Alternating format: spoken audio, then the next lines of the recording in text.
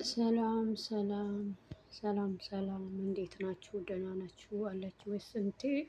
ቪዲዮ ልሰራ ጀመርኩና ማለት ነው ላይ እየጠሩኝ ያቋረጥኩት ማለት ነው። እና በመሀል እየጠሩኝ ያቋረጥኩኝ ድሌት እያደረኩ ምናምን ነገር እና እንዴት ናችሁ? ደህና ናችሁ? የሹክ ቤተሰቦች ደህና ናችሁ? ወንድም የመዳም ቅመሞች ያላችሁበት ሰላማችሁ ይብዛ እላለሁኝ። የዛሬ ከአስተማሪ ታሪኮች አንዱ የተገፋው ፍቅር ይላል ማለት ነው። የተገፋው ፍቅር ይላል የዛሬ ርዕሳችን ይሄ ይሆናል ማለት ነው። አንድ የድሃ ቤተሰብ ልጅ እጅግ በጣም የሀብታም የሰፈሩ ልጅ ያፈቅራታል። እንዲሁ በሰፈር ጓደኝነት አብሮ ጥሩ ጊዜ ካሳለፉ በኋላ በውስጡ የሚቀጣጠለው ፍቅሩን ለመግለጽ ቀንና ሰዓት ጠብቆ የፍቅር ጥያቄ ያቀርብላታል። ያኔ እሱ የለውም እሷ ያላት ማለት ነው ያላት ናት። እሷ ይሄን መለሰች፣ ምን አልክ? ፍቅረኞች እንሁን ነው? ከአንተ ጋር ጊዜ ማሳለፌን በሌላ ተረድተኸው ከሆነ ተሳስተሃል። በዚያ ላይ እኔና አንተ የምንመጣጠን ሰዎች አይደለንም። አንተ መናጢ ድሃ ነህ። በወር የምታገኘው ገንዘብ እኔ በአንድ ሰዓት ከጓደኞቼ ጋር ማጥፋት ናት ትለዋለች ማለት ነው። በምን ልታኖረኝ ነው አለችው ድጋሚ። ይህን ሀሳብህን ተውና ሌላ የምትመጥንህ ሴት ፈልግ። እኔ እንደሆነ መቼም ላፈቅርህ አልችልም ትለዋለች ማለት ነው። እሷ የሀብታም ልጅ ናት፣ እሱ የድሃ ልጅ ነው ማለት ነው። ግን ያፈቅራታል። ያው ስለሌለው አትመጥነኝም አለችው ማለት ነው። ይሄን ብለውም ልጁ በፍጹም ሊጠላት አልቻለም። ስለገፋችው ብቻ ከእሷ ራቀ። ልቡ ግን ሁሌም እሷ ጋር ነበር። ከ10 ዓመታት በኋላ አንድ ቀን እንደ አጋጣሚ ሱፐር ማርኬት ውስጥ ከልጅቷ ጋር ይገናኛሉ። አንተ እንዴት ነህ አለህ እንዴ? አሁንማ እዛ ጋር መኪና ውስጥ እቃ የሚያስገባውን ምርጥ ሰው አገባሁኝ ትለዋለች።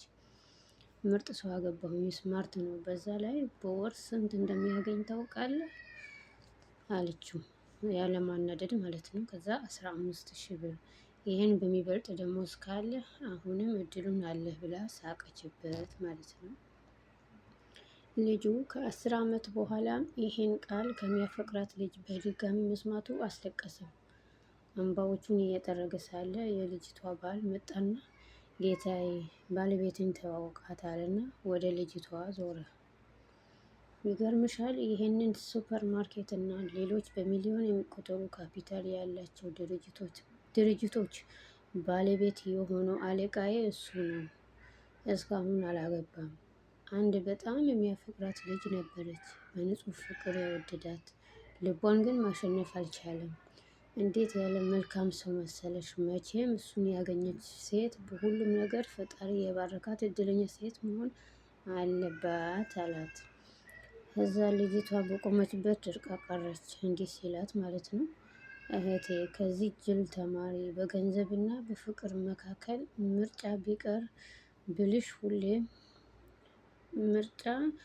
ቢቀርብልሽ ሁሌም ፍቅርን ምረጪ አላት እላችኋለሁ። የሚገርም ታሪክ ነው።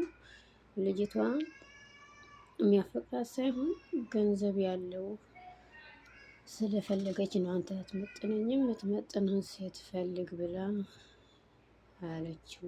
አንዳንዴ ያው ይገርማል። በፍቅር እኮ በገንዘብ አይገዛም። መጀመሪያ ፍቅር ካለ ገንዘቡ ይመጣል ብዬ አስባለሁ፣ እንደኔ ማለት ነው። የግድ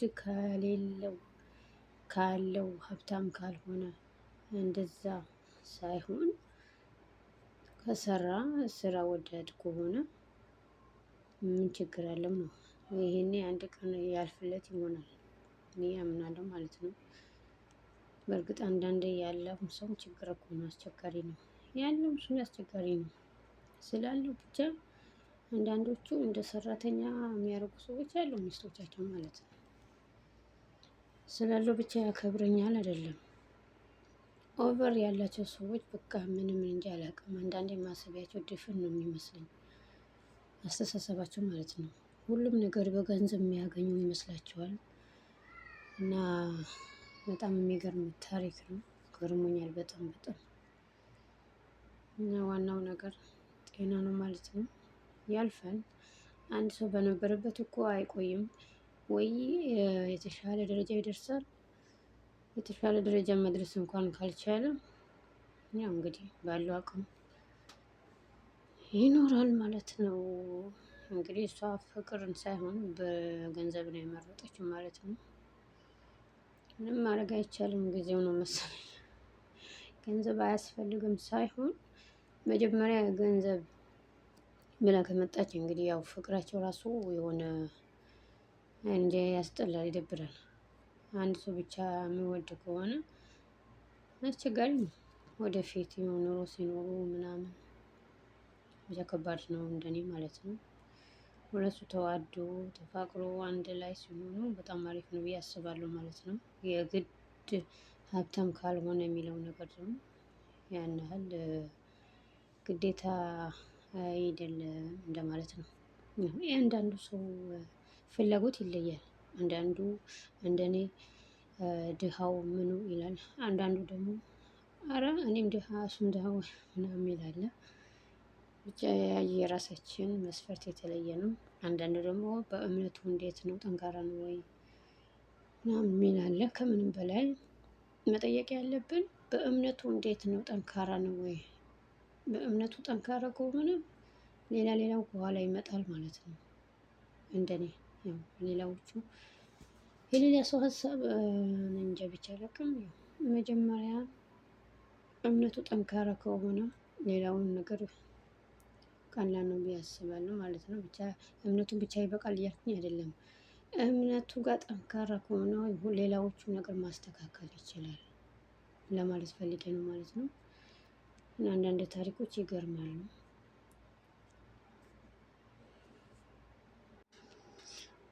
እናም እስኪ የዛሬ ርዕስ የተቀላቀለ ርዕስ ነው ማለት ነው። ዝም ብላችሁ ያዳምጡትና የሰማችሁን ኮመንት ላይ ያስቀምጡልኝ ማለት ነው። ትልቅ ነገር ተመኝ ይላል።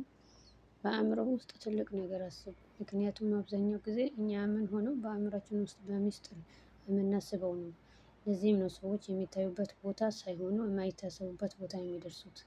ህይወት ትርጉም የሚኖራት ሁሌም ንቁና ጠንካራ ስንሆን፣ ግብ ስናዘጋጅ እና በየጊዜው አላማችን ከግብ ለማድረስ የሚያስፈልገውን መስዋዕትነት በዘላቂነትና በቁርጠኝነት ስንከፍል ነው።